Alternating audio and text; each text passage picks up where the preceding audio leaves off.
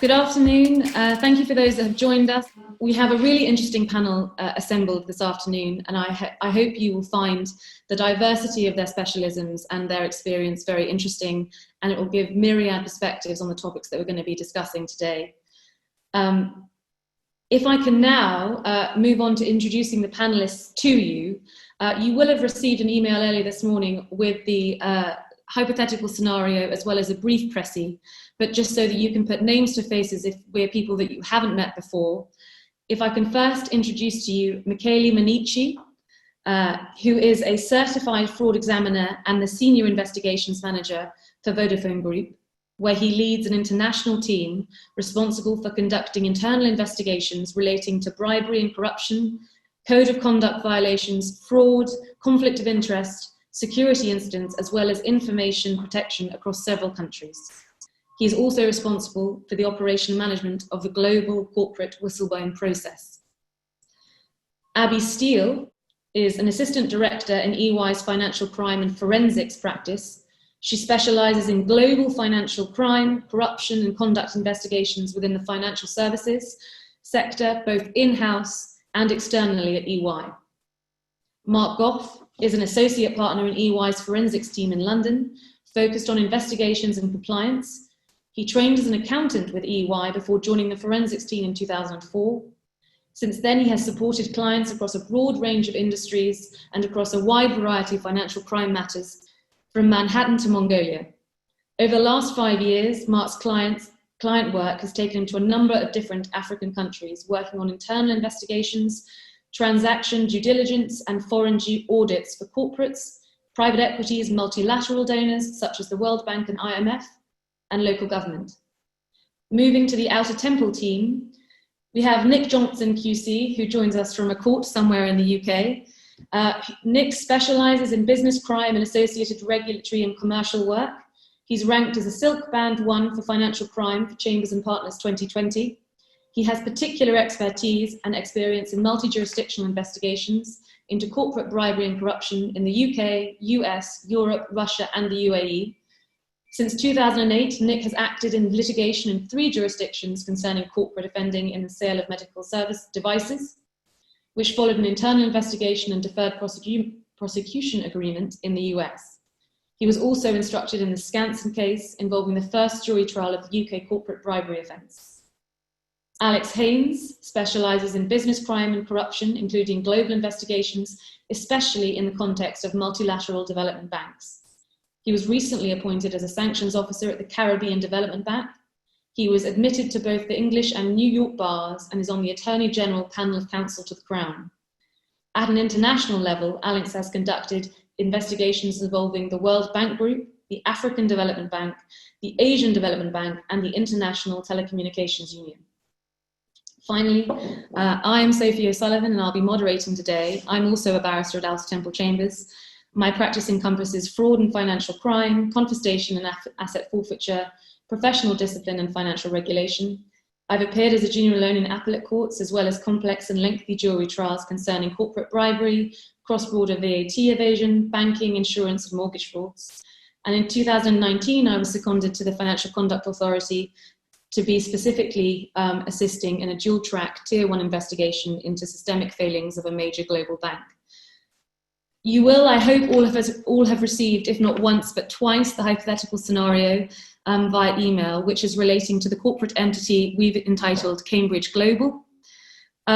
You'll see that the scenario has an international and multi-jurisdictional element to it, and it focuses on the purchase by a UK-based company of a commercial competitor based in the US and of a distributor in Nigeria, and the following on discovery of suspected improper practices by way of bribery, raising the spectre of an internal investigation. We're going to be discussing 3 core topics today, and we hope to found those in this scenario, but we'll be talking generally as well as specifically. The core topics, as I hope you're aware, are firstly, starting an internal investigation, secondly, the investigative process, and thirdly, disclosure and linked legal considerations.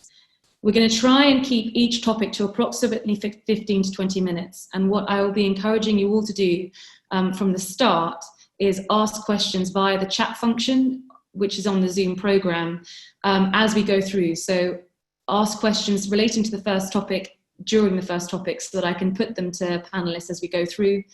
And also, if we've got time, I'm going to try and ask the questions that are outstanding at the end. You have the option of either asking a question to everybody, which I encourage you to do, or equally, if you'd rather it was not viewed by everyone here today, please send it to me privately and just pick me, Sophie O'Sullivan, on the drop down in the chat function. And I'll try and put it to the panelists as we go through. There's so much that we all want to discuss today, so I'm going to go straight into topic 1 right now. And as I've said before, it's on the question of starting an internal investigation. And if I can ask Alex Haynes, who's our Outer Temple panelist, what in your view are the initial steps and preliminary issues needed to be considered in order to assess the scope of an effective internal investigation? Thank you, Sophie. In terms of initial steps and preliminary issues, I'll kick off with one and then hand over to Mark, and we'll address them like that. Some of these steps and issues may well, in isolation, be obvious to some of our listeners, but the key here, in my view, is to ensure that all of them have at least been given some thought before undertaking an effective internal investigation. So first one from me, intelligence verification. Looking at our scenario, what about making contact with Reggie Wright, the whistleblower? He's the one, after all, who reported internally that Mr. Covid was still bribing purchasing managers. So the investigators might want to ask Mr. Wright to expand on his claims in order to provide some credence before launching what will probably be a costly investigation into these allegations. What else does he know? What is his knowledge based on?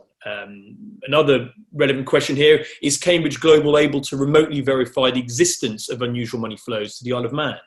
So the idea here is to conduct intelligence verification in order that the investigators can satisfy themselves that there is at least a prima facie credible case that reprehensible practice took place. So Mark, I think you're going to address objectives and strategy next. Yeah, thanks, Alex. One of my favourite phrases that I repeat to myself quite regularly, often when I'm frustrated with myself, is if you don't know where you're going, you'll probably end up somewhere else. And I think if we apply that to the investigation scenario, if you aren't clear on what it is that you're trying to achieve, you probably won't achieve it. Setting out the objectives of the investigation clearly from the outset is important for all of the parties involved, the in-house people, the supporting lawyers, external counsel, and the investigators. And sure, we need to be flexible, we need to be fluid, but to have an effective investigation, and that is the question we're answering today, we're going to try and go in as much of a straight line as we can from the start to the end of our work. A number of factors will inform the strategy and the objectives that we're going to put down. But one of those, in my experience, is the appetite of the corporate for investigation. How far do they want to go? I've worked with some companies who state they have a zero tolerance policy towards fraud and corruption, and yet it is just the nature of things that they have to let some of that non-compliance slip by. I've worked for other companies who want to see the wrongdoer marched out of the office by security, and that is sufficient for them. And yet, of course, there's other companies who want to go the full mile and to find everybody involved, bring the full weight of the law down on those people publicly, even if that brings bad press to the company. So in terms of this scenario, how far does Cambridge want to go? Does it just want to prove some procedural irregularities or policy breaches to remove Mr. Covid from his position? Or does it need the full identification of the money flows, the individuals involved, the third parties receiving benefits in order to strike them off and potentially recover funds? In most cases, the investigation team will want to verify the root causes, giving rise to the events that are in play. And in this scenario, there are some bigger scope areas which we might want to include. For example, why did the due diligence fail to identify Miami's relationship with Lagos protection? What is the governance and the culture in play at Miami which allowed these things to happen? To what extent are the commercial managers who performed the 2009 review involved, and was their original work a whitewash? So lots of big questions and lots of things to potentially go after. In the interest of quick wins for the corporate, in the interest of time and cost, having a prioritization through strategic objectives that underpin the investigation is critical. Now, while I'm hogging the microphone, shall I also just talk a little bit, Sophie, about the jurisdiction and the scope of that investigation? Thank you, that'd be very helpful. Anybody who has worked on a large investigation, particularly that has a US or a UK nexus, will know that one of the very first questions that they're going to ask is where else could this be an issue? How have you got comfortable that this is an isolated event? In this scenario, Miami's Nigeria arrangement was fairly unknown to Cambridge until more recently. So it begs the question, what else is unknown to Cambridge? So the wider investigation team, in my experience, will need to consider whether it has thrown the net wide enough to satisfy the inquiries from a regulator or an enforcement body. And Alex. Looking at that consideration, now turning to Alex, when you're evaluating the nature of the investigation, to what extent is understanding the applicable standards to which this investigation is to meet an important factor? There are different ways to approach this. I will share how I approach international investigations I'm involved in. Other panelists may have a different view, but I tend to lay out three possible investigative findings. Firstly, substantiated. So what that means is the matter is proven, and I'll discuss briefly the standard of proof in a moment. So that would be the first one. Second one, unsubstantiated, so not proven.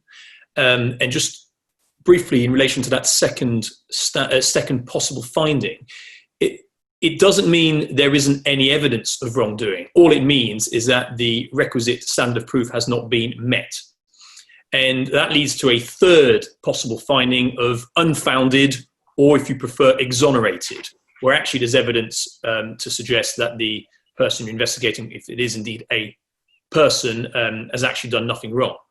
Now, the standard of proof, we aren't in criminal proceedings at this stage, so the likelihood is that the standard would be the preponderance of evidence, or more likely than not, depending on the jurisdiction you are in and the culture you're in terms of the language of that standard of proof. And that's what you would apply to help with your possible findings. So substantiated, unsubstantiated, or unfounded. And that leads me on now to the investigation plan. Now, the importance of an investigation plan, in my view, can't be underestimated. It is vital for an efficient investigation to have such a plan. These plans are living documents, and they tend to shape the investigation going forward. And they will evolve throughout the investigation. So, for example, risks and threats, a topic that I think Mark's going to cover in a moment, they tend to be addressed, or they should be addressed, regularly. And those findings will be reflected throughout the different versions of the investigation plan. As another example, in terms of witnesses, those who are initially identified as a witness and appear in a table within the plan may well be removed from that witness list, either because they are considered suspects, because one interview has led the investigators to believe that actually there's more to these people than meets the eye, or because they are no longer considered relevant at all. So in which case they'll come off the plan completely. So that's an example of how these plans evolve. Forgive me, you were speaking about those who are involved in the investigation, those who are party to it, and those who are being specifically excluded to it because of how they've been identified as a suspect or otherwise. And just thinking about that point of confidentiality, and asking now Michele from a corporate internal perspective, on that topic of confidentiality, how important do you think it is to define the parameters of confidentiality and access when considering the commencement of an internal investigation such as this? Yes, there are two elements here. So one, obviously, the people that will get involved into the investigation process, because they can hold relevant information that need to be, shared with the investigators. The other element important here is definitely the topic of who will be informed inside the company of the investigation and the fact that the investigation is going to start. This is one of the most important topics, from my point of view, to be discussed internally at the beginning when the investigation plan is built. There can be a reason to obviously, inform internal stakeholders and executive and decision makers that there is, a risk that this investigation would have an impact on business operations. And because of this, they have to be informed as soon as possible. Then there are other key decision makers within the organization, and they could help to shape again the investigation plan. So they have to be informed at the beginning. It would be, an error probably to try to limit, the number of people at the beginning, according to the fact that they may have a good point of view in addressing and giving the right, direction to the investigation. Essentially, to point investigators maybe towards the right people and actually the people that hold the relevant and strategic information.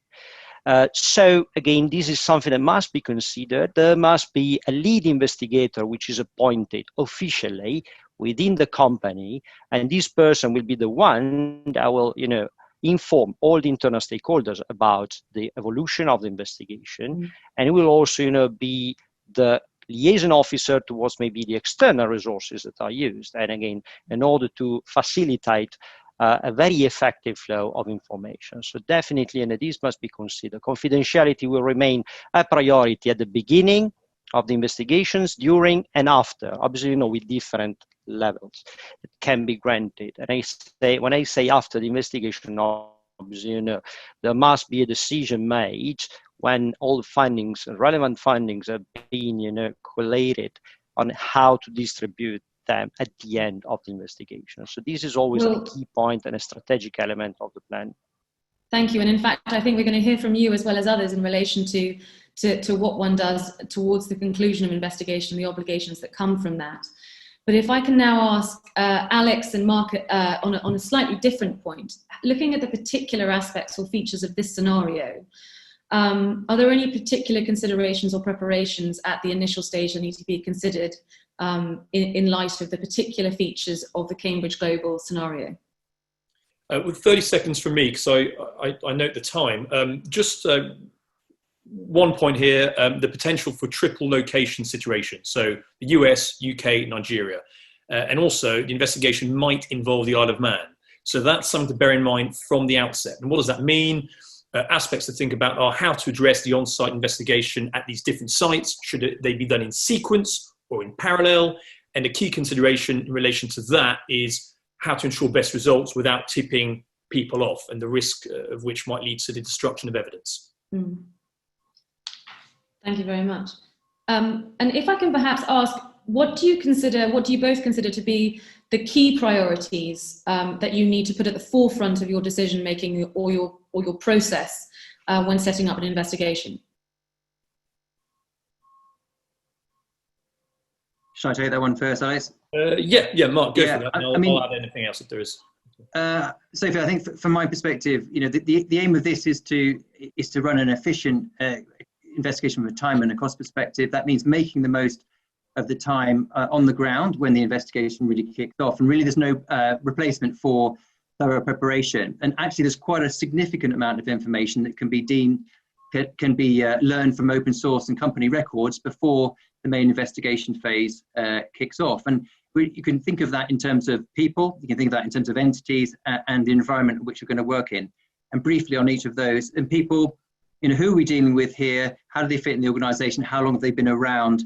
Who are they connected to that could cause some issues for us? And what allegiances might they have that are not immediately apparent? And in terms of the entities we're going to look at, what's the size of it? What's the accounting systems? What's the policy and governance in place? Critically, what is it they do and how do they do it? If you don't understand at a high level what the organization does, then you are not going to be well placed as you start to collect responses from people, have interviews, and to be able to challenge the responses that you're getting. finally, in terms of the environment, note early any local tensions that you might not know of because you're not from that particular environment. For example, in Cameroon, in West Africa, there is there is English and French-speaking populations, and continues to be some suspicions between them that could impact on your approach. So there's a huge amount of information that can be gathered before you even commence the deep dive.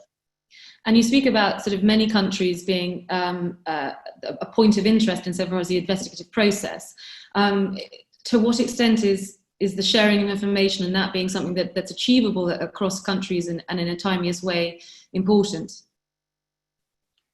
I think, we have an issue here in this particular scenario, but it's certainly true of more generally, is where you have a sort of a multi work stream investigation team operating different countries in different time zones, then clearly you want to be in a position where you're sharing your progress and the intelligence that you're gathering in a timely basis. And yet we've got the time difference, we've got multiple pulls on people's time.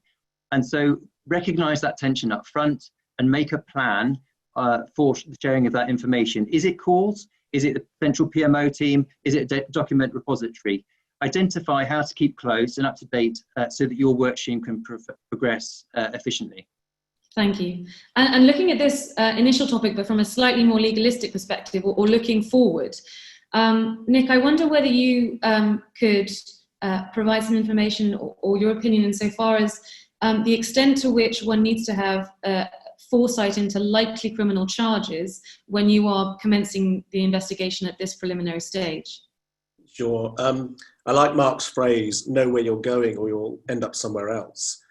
So where are we going here? We've got Nigeria, which is way down the corruption perception index.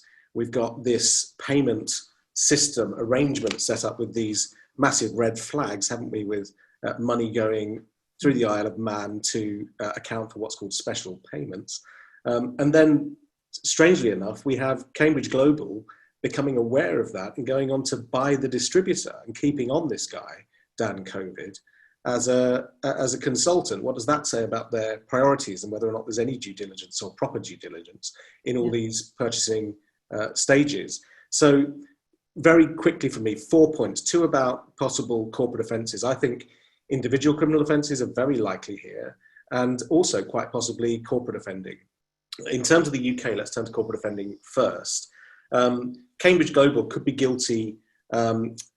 It's difficult, still is difficult in the UK, as we all know, to prove standard, what might be called standard criminal offences against a corporate itself. And that's due to the identification principle, as we all know, or many of us do, where you'd have to be able to prove that somebody who was the directing mind of the company committed the relevant act or omission and had the relevant state of mind. And that's extremely difficult evidentially. We only have to look at the recent case of Barclays. Once the individuals in Barclays were acquitted, that ruling was published. Those individuals were quite high up. One was a chief investigating officer, chief CEO, I think, and there was a director, certainly. They were engaging in sham agreements to hide the flow of money, the improper flow of money. And the court simply indicated that because they couldn't bind the board, despite their seniority, to make that kind of underhand decision, their knowledge and activity couldn't fix the company with that liability. Yeah. However, the exception to all of this, of course, is Section 7 of the Bribery Act, the corporate failure to prevent bribery. Yeah. And that introduces one of these failure to prevent model offences into our jurisdiction. It's not based upon any sort of mens rea, any state of mind that the company needed. It's based upon a version of strict liability where a bribe has taken place. And a couple of key points here. Of course, Dan Covid or anybody else doesn't need to have a close connection to the UK in order to fix the corporate with liability.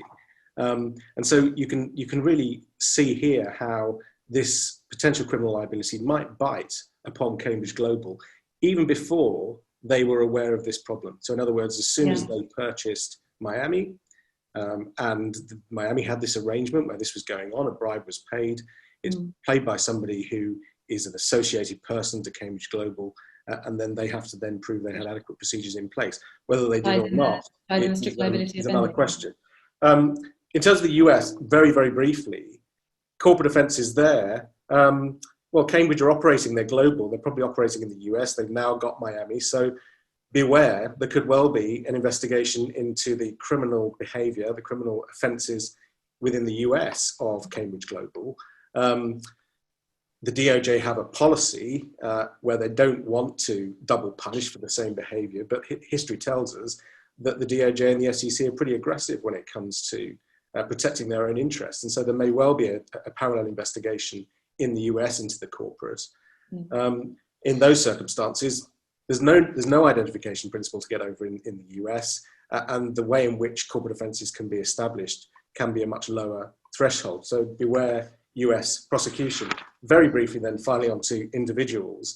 I think one of the key targets here will be these two ex-Miami employees. They have been charged with going over and doing this deal of buying the distributor. And so they've either got historical knowledge, possibly, of what's been going on, or they're certainly going to gain it when they work out how much is the distributor worth.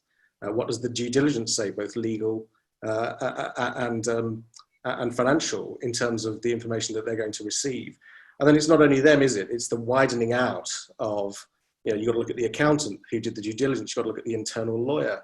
All these people could be up for individual offences. And because they do have a close connection to the UK through their employment through Cambridge Global, the UK jurisdiction could bite upon them. Yeah. So, how far is it going to go? That's the question. I'm only going to pause you there because I know that you're actually coming back to similar issues, and you're going to expand upon, I hope, these points in terms of how far this can go and the trajectory of the conclusion of the investigation later on. Yeah. And I also noticed that despite what I thought, I hoped was encouragement, we haven't in fact received any questions yet. Please do feel free to ask any of us questions. You can send them directly to me and I will field them out at will. Hopefully, as we go through. So please don't be in any way sort of tentative or cautious, because we'd love to hear what your perspective is or what questions you have. But as we're going through, I'm now going to move us on to the second topic. So we've talked at quite a sort of high level, I hope, in terms of the initial considerations for starting an internal investigation and the myriad considerations that have to be at the forefront of your mind. And now we're moving on to the practical aspects of that, which is going to be led by Abby at EY and Michaeli at Vodafone on the practical investigative process and information gathering. And on that point, if I can turn to Michaeli now, what are the practical and legal challenges that you are likely to meet in the process of gathering information as part of this process, do you think? Thanks, Sophie. Yes. So essentially the quality as well as the quantity of information that the investigators will be able to gather will become, essentially, the key elements to the successful conclusion of all the process. So that's the reality. And in this specific case, I can see, from both sides, from the practical and the legal point of view, several challenges. I want to mention, first of all, the recent merge. So the fact that, one of the companies has been recently acquired can already, pose a challenge from an internal point of view. And when I say internal, I also want to allude to the fact that, to me, there are two dimensions about the information gathering process. And internal in the sense that, all information that are available inside the organization in its different, components, as well as all the external possible information that can be gathered through external sources. And again, from an internal point of view, the recent merge can pose already, at a practical level, a challenge in the sense that normally when this happens, the IT infrastructure merge doesn't happen, at the same time of the merge on the paper. So when it comes to, to look for information on the different IT systems, the investigators from the mother company may already, find some difficulties in recognizing where and how the IT system of a parent of a subsidiary has been built, where the key information and if the key information can actually be reached. So this is an important one. The second element, apart again from digital information, other information that can be gathered directly from people, witnesses, or other key employees that we have already identified as, potentially be contributing to the investigation. Are they, available? In which location they are based now? And essentially now it brings to the, legal aspect. can we directly approach them? Is there some specific labor regulations in that jurisdiction that prevent somebody from another country to speak directly to them? A key point for me on this topic is maybe the existence of a clear internal investigation policy. So are these employees obliged actually to speak to the investigator? The investigator can be again an in-house investigator or an externally appointed one. So it could be good, again, if there is a clear global policy within the company that sets out that all employees have to be cooperative once they are called. And again, in that case, at least, we know that we can reach out to them and start to speak to them. In terms of, what information are available outside the company, we go back to, the original point, what type of sources and due diligence we can prepare before kicking off the operational process. So that we know again where to go and find. We all know, I believe, the level of information, like for example, company databases, is very different from jurisdiction to jurisdiction.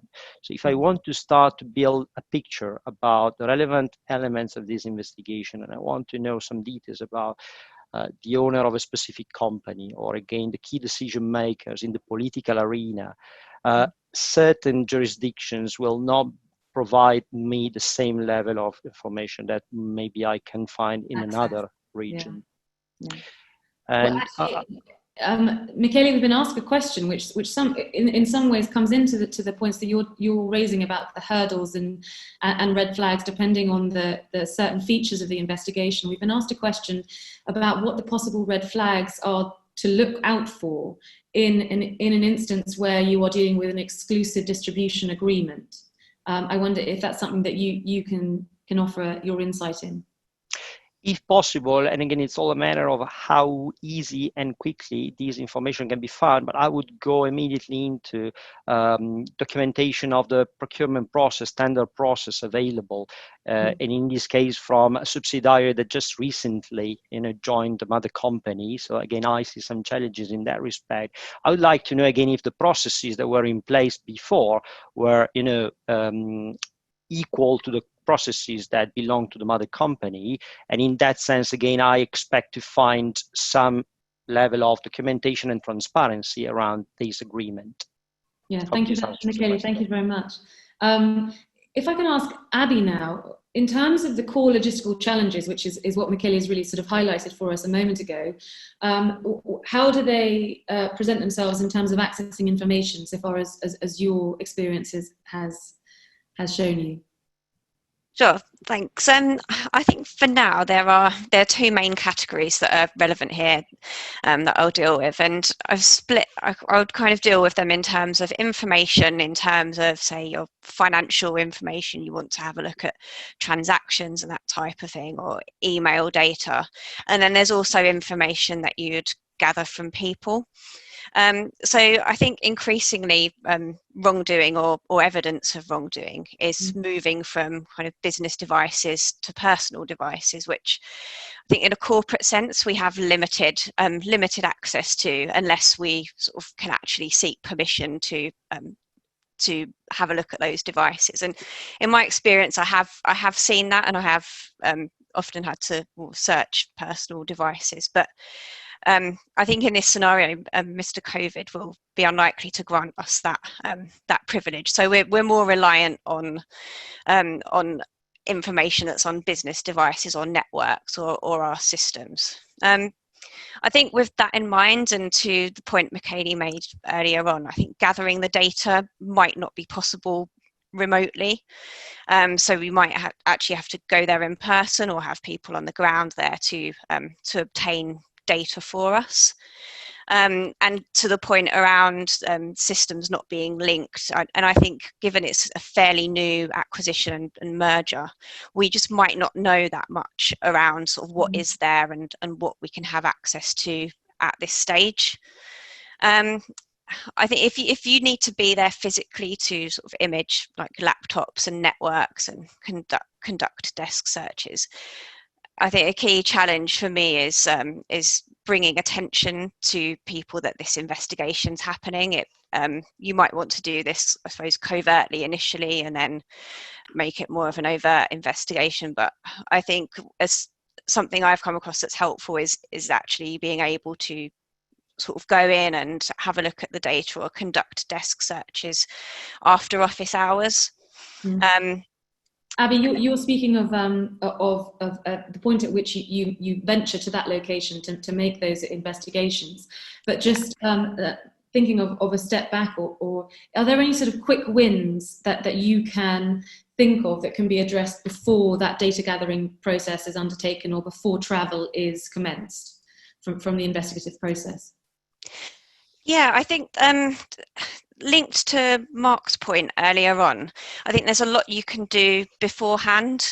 So you can conduct a lot of research based on the information you have internally. So you can understand how systems work, who reports to who has authority to approve certain transactions, and you can start to build up a profile of your kind of key individuals. And what I would suggest doing is try to build up that picture, but if you can combine it with, I suppose, the key players that you're interested in looking in, I'd try to collate that information together so that you have, for each key player you're looking at, you have sort of what their role is.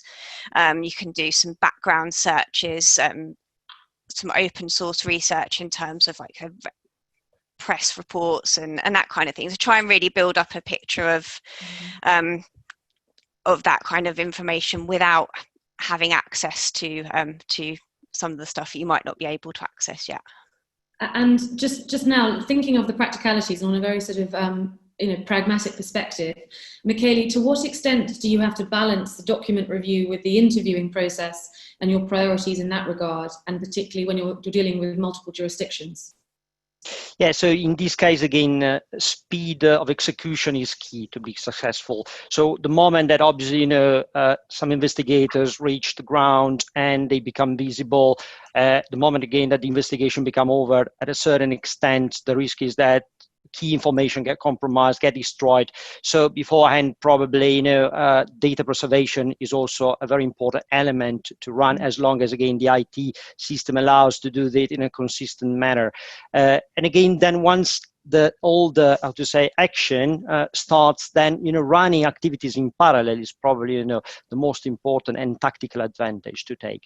That means that you need to have enough resources to do that. So in this case, again, we have 3 different countries, 3 different jurisdictions, probably, where, as we said at the beginning, activities should be run in parallel.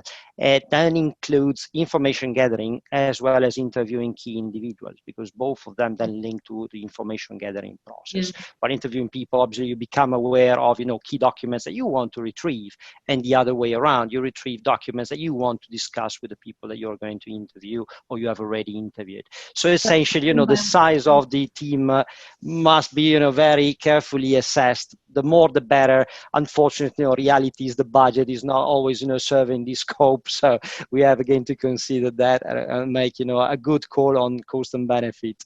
But I think, as you say, being pragmatic and recognizing that one process is going to inform the other, and it's going to be quite a sort of a moving process that isn't going to be fixed in terms of the attribution of manpower.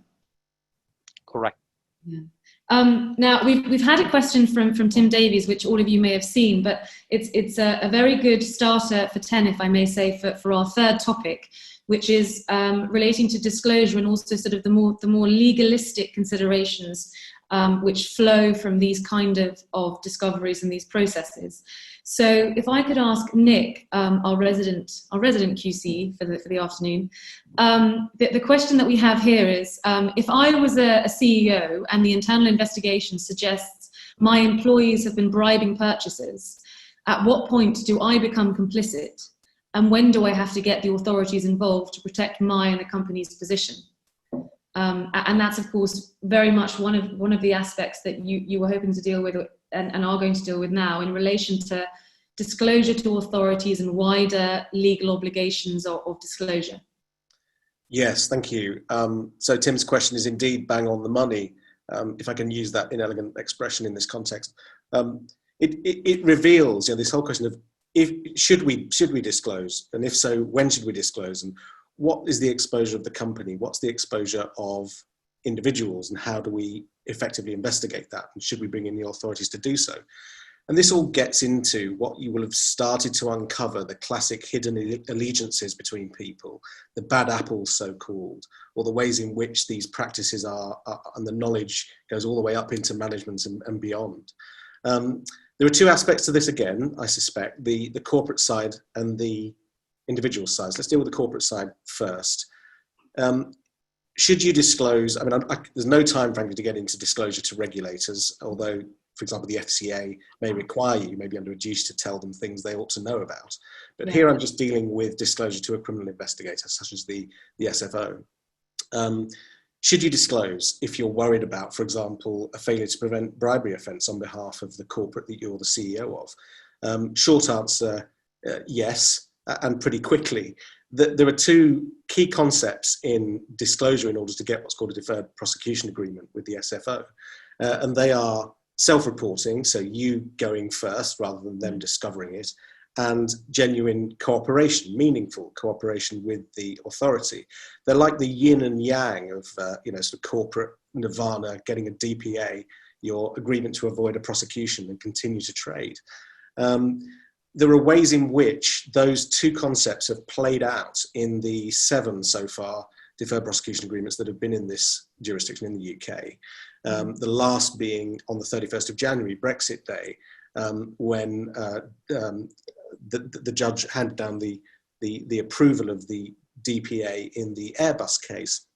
Let me just give you a couple of examples of how those two concepts, self-reporting and cooperation, played out, so that you get some idea as to the merits and the timing of disclosure. So in the Airbus case, Airbus had agreed to, it agreed that it had paid a number of bribes in a number of jurisdictions in many countries, including donating £50 million to the sponsor of some sports teams of some AirAsia businessmen. The criminal conduct was described as grave and endemic and egregious. And indeed, Airbus had made a fairly slow start. They hadn't got the authorities involved particularly quickly. There were some freezes on payments in October 2014, which must have given them put them on notice about propriety of those payments.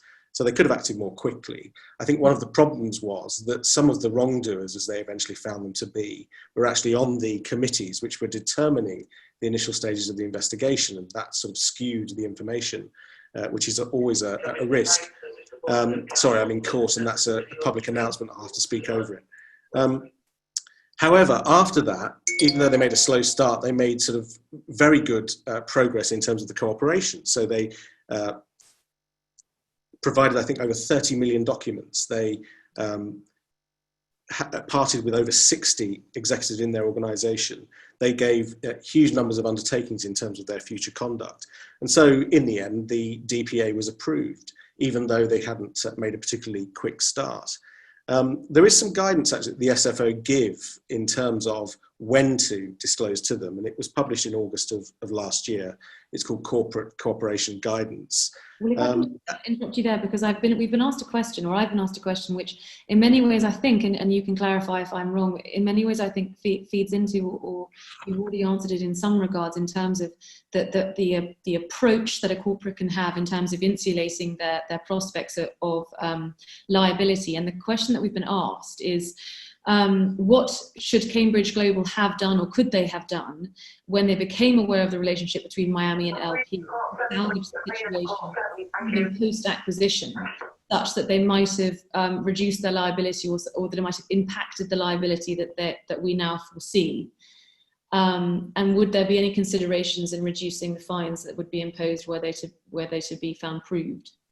I'm afraid, Sophie, I only heard some of that because somebody was telling me to go to a courtroom. It was essentially a question to do with whether there is any action that can be taken even after the point at which you have acquired the business, which you've later found to have improper practices such as bribery, whether there's any actions or decisions or conduct which the corporate can take to reduce the ambit of their liability going forward. So in a sense, I'm already talking about one of those key actions that you can take.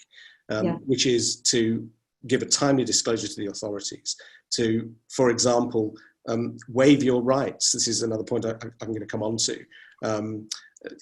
very often, and here's another good piece of advice that I would give, being an external counsel, and no doubt external forensic investigators give the same advice, but it is for good reasons.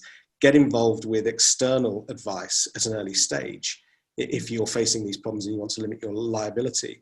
Why is that? Well, first of all, the findings that are made as a result of that external input will have greater credibility, it will have a sense of independence, and when you provide that, if and when, to an investigator, it gives a much greater persuasive quality and a comprehensiveness to it.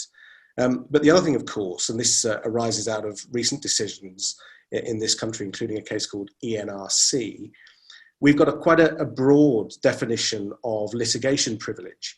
So the case of ENRC, very, very briefly, it involved getting in external investigators, lawyers and forensic specialists quite early on.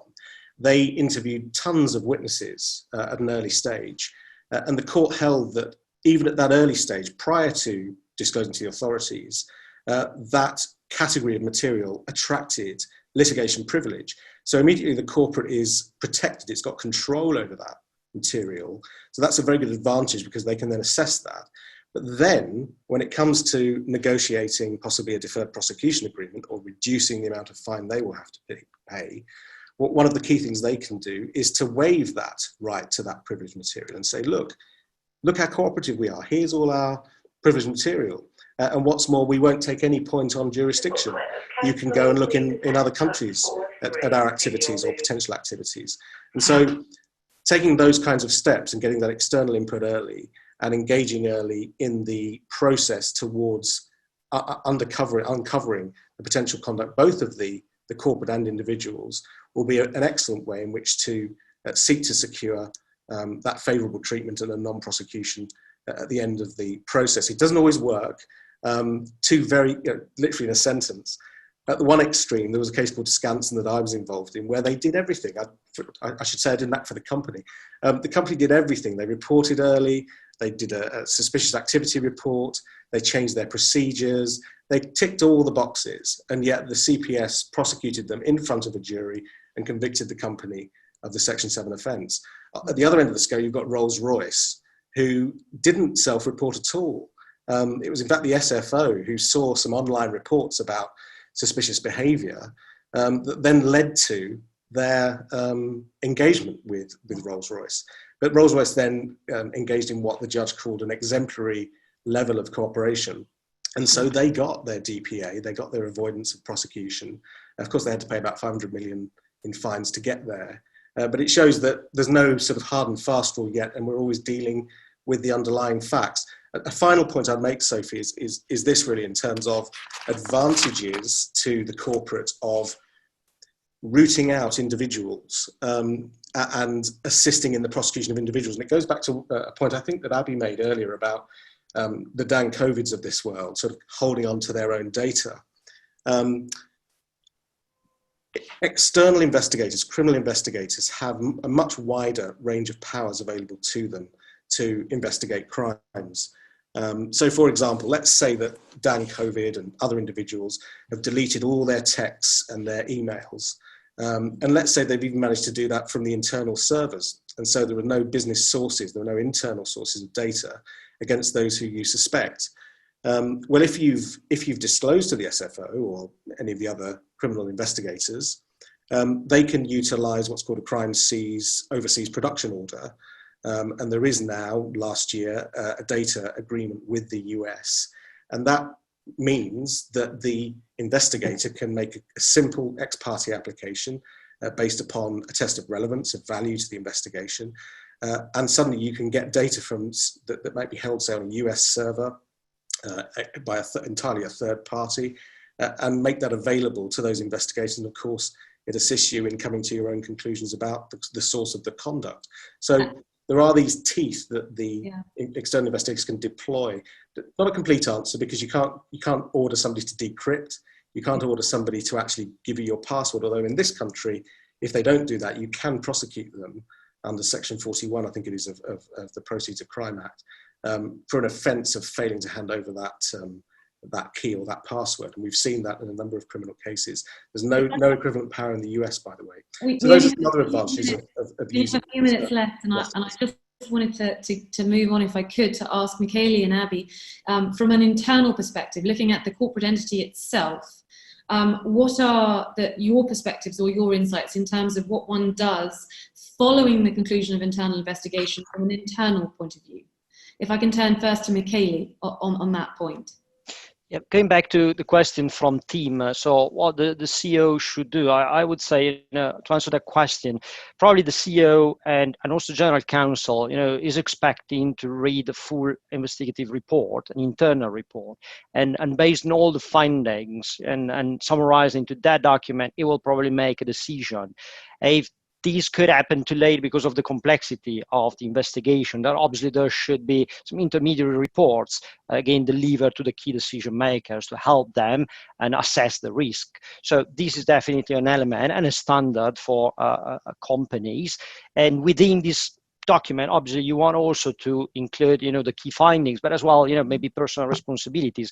What is, a risky element is that document, although it is created internally, as also Nick suggests, at a later stage can, be necessary to disclose it to authorities. So the internal investigator must carefully assess what to include in that document. Certain, findings, or if I highlight some weaknesses in internal controls, these elements could backfire in terms of liability of my company. So just to give an example, I could say that there was not a control in Miami, but it's different if I say that somebody was supposed to implement that control on a specific point in time and it was not done. So that again, immediately, moves the attention towards, again, a full internal responsibility, which again, the CEO could become responsible, in a reflected way. Mm. No, thank you very much. And in terms of thinking of those that one needs to disclose to from an internal perspective, perhaps audit committees, etc. Abby, do you have any insight that you can offer on that topic, for example? Yeah, sure. So I think just following on from Michele's point around the use of the investigation report, there will be a need to report either the existence or some findings around the investigation to an extent.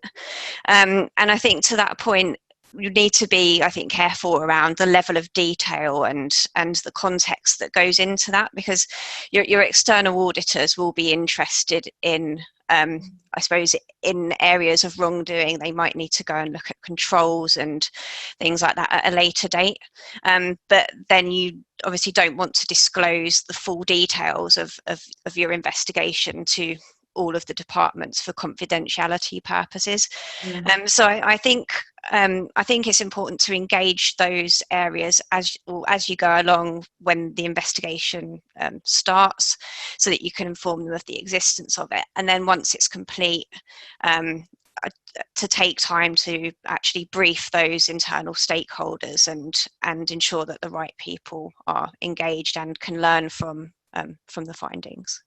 And you made just perhaps a point that we can finish on, and asking you or Michele, in terms of that sort of learning process, what would be at the forefront of your mind in terms of what sort of learning, I suppose, concepts that could be taken forward following an internal investigation from a corporate perspective? And also, yeah, I understand. And also to add on Nick's point, probably the company must immediately take action and start, to fill the gaps and put patches, where again the findings identify some problems, and these would probably help in front of the authorities to show the proactiveness the moment that again the company becomes fully aware of the issues. So definitely, a clear plan to action. The recommendations must, be put in place as soon as possible. And evidence the change in light of the findings. Exactly. Yeah. In a measurable way. Thank you. We are 1 minute to 2 o'clock, and so I just want to thank you all for coming. I'm very grateful for your attendance and for your questions. I hope it's been something of a whistle-stop tour through the various topics, and so please do find now hopefully a slide that you can see, which is all of our contact details. So if you want to discuss any or all of the aspects of the webinar or any other topics that go to our specialisms and our work that we do outside of the webinar today, please don't hesitate to contact any of us. I hope that you found that the various expertise, which have been fairly broad from all the panel, have been an interesting perspective on what is an ever-evolving and ever-present corporate concern. And just to thank you all very much for attending, and we will be sending you a link to this video, this webinar, if you want to watch it again, because it's been so wonderful, or indeed send it on to any of your colleagues that couldn't make it. But thank you again very much, and please don't hesitate to contact any or all of us at any time in the future, and have a very sunny afternoon. Thanks a lot. Thank you. Bye.